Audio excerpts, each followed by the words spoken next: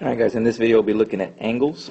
First, let's start off by defining an angle. It says here that an angle is two rays that meet at a point and extend indefinitely. So first of all, an angle is made up of two rays. So here is one of my rays. Here's another ray. And they meet up at a certain point, this point right here. So this is what we call an angle. Again, it's made up of two rays that meet at a point and extend indefinitely. And that's what these little arrows show here, that it does extend indefinitely. The two rays of this angle are called the sides. So this is a side.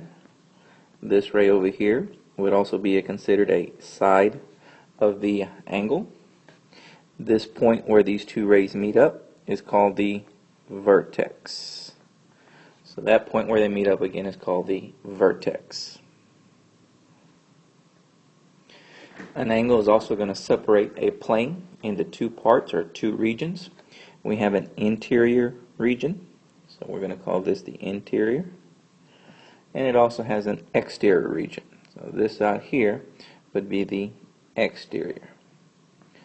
So again, it cuts the plane into two parts or the two regions. We have the interior and exterior. Now when we're measuring an angle, we measure an angle in degrees. So this might be something like 50 degrees. So we measure in degrees. Now when we're talking about angles, anytime we have angles that are equal to each other, for example, this might be 25 degrees. This angle over here might also be 25 degrees. We would call these two angles congruent. So congruent simply means that the angles are the same, 25 degrees and 25 degrees. Alright, let's move on to naming an angle. Here I have an angle with 3 points on that angle. We've got A, B, and C. We can name an angle one of 3 different ways. First way we can do this is by naming the angle using its vertex. In this case, the vertex is at point B.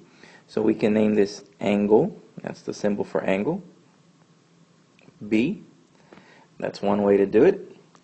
Or we can use all 3 points in the angle to describe this angle. So we can do this angle A, B, C. Now notice that I put the letter B in the center there, and that's because the vertex has to be in the center when we're naming the angle, which means that we could also write this as angle C, B, A. Notice in both of these cases the B, the vertex, is at the center. So we want to make sure that the vertex is at the center when we're naming this angle. Finally, another way we can do this is if we're given a number, let's say that we had this angle defined or given to us as angle 1, we could describe this as angle 1. So these are 3 different ways that we can name an angle. We can use its vertex, if that happens to be the only angle at that vertex. We can also use the 3 points, just make sure that the vertex is at the center of the angle. Or we can also use a number. So these are 3 different ways to name an angle.